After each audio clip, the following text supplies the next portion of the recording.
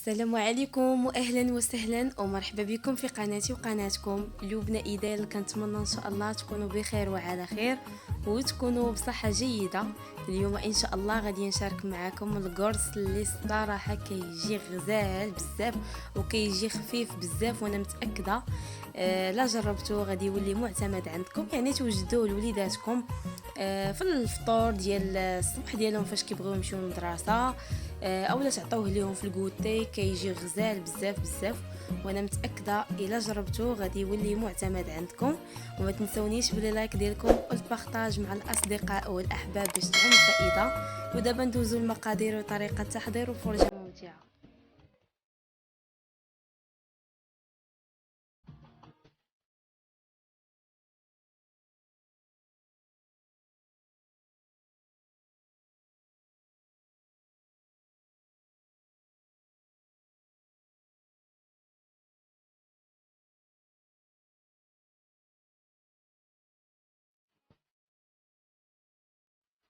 بسم الله، نبداو على بركه الله بالمكونات. كنحتاج 4 ديال الحبات ديال البيض يكونوا بدرجه حراره المطبخ، وكذلك كنحتاج نصف لتر من الحليب يكون دافئ، وعندي كاس لاروب ديال الزيت وكاس ونص ديال سكر حبيبات، وعندي 2 معالق كبار ديال الخميره الفوريه، وعندي 1 ساشي من سكر فانيلا.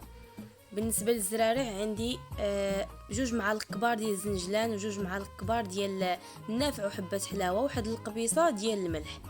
وبالنسبه للدقيق انا عندي كيلو ديال الدقيق اللي غربلته، والدقيق كيبقى على حسب الخليط حيت كاين الدقيق اللي كيشرب وكاين اللي لا. بالنسبه للطريقه ديال التحضير خديت هذا الاناء هذا.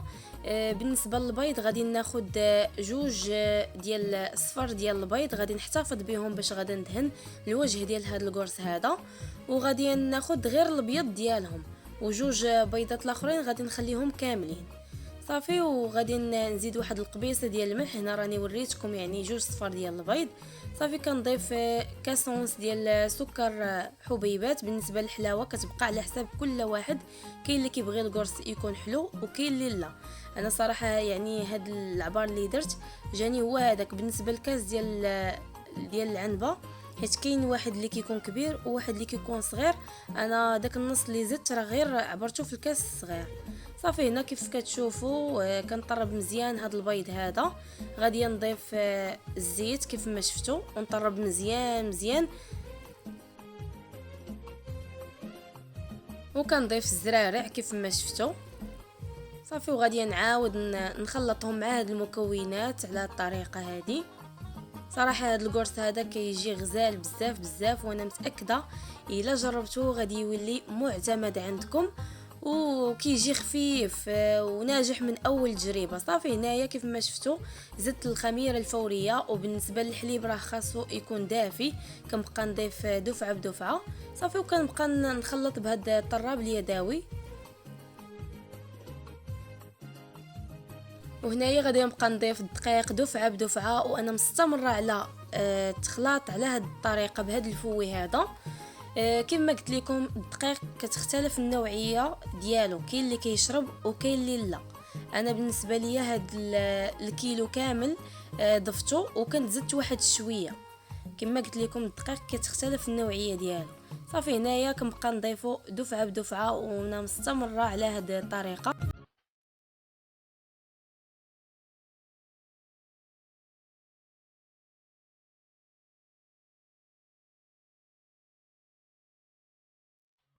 وهنايا كيف ما كتشوفوا ضروري نستعمل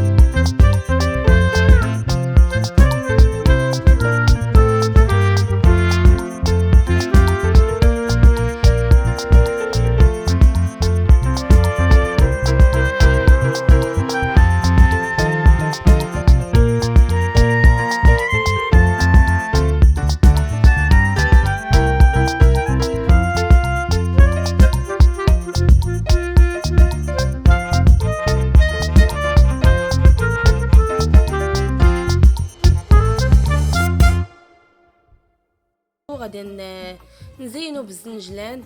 الا عندكم الزنجلان الابيض ديرو، عندكم الزنجلان العادي اللي يعني البلدي ديرو حتى هو صافي. وغادي نخليه يخمر ليا المره الثانيه كيف ما قلت لكم. بعد ما كيتضاعف ليه شويه الحجم ديالو كنديرو في الفران كيطيب ليا كما شفتوا. درتو الفوق والعافيه كتكون من التحت صافي حتى كيطيب ليا في القاع ديالو. كنهبطو كيتحمر وكياخد واحد اللوين اللي يكون ذهب. وهذا هو الشكل النهائي ديال هذا القرص هذا. كنتمنى ان شاء الله ينال الاعجاب ديالكم. راه الصراحه كيجي غزال بزاف وكيجي خفيف وما كيجيش فيه ديك الكثره ديال البابه اللي كتكون لداخل في القرص. صراحه كيجي غزال يعني تعطيوه لوليداتكم كما قلت لكم في الصباح، يعني فاش كيبغيو يمشيو للمدرسه اولا تعطيوه ليهم في الكوتي، ديروه ليهم مع الفرماج اولا الشوكولات. صراحه كيجي زوين بزاف. وكنتمنى ان شاء الله ينال الاعجاب ديالكم هذا الفيديو هذا. وما تنسونيش بلي لايك ديالكم كثروا من لي لايك باش هذا الفيديو هذا يشوفوه ناس اخرين. ودابا نخليكم نتلاقاو فيديو جاي ان شاء الله.